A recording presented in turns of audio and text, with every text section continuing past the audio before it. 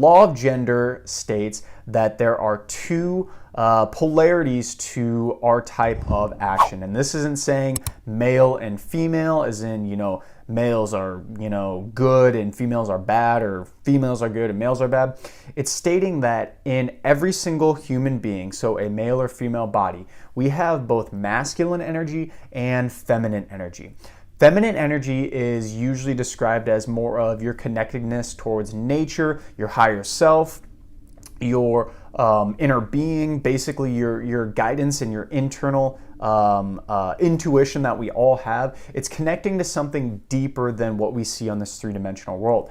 The masculine portion of gender is when you apply the things that you learn from your higher self in a sense of your gender, right?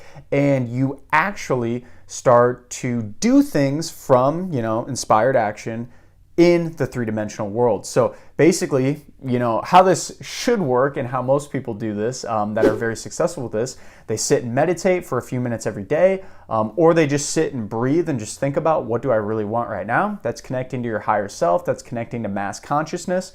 And then from there, you'll pull thoughts of, what's the best use of my time in this present moment?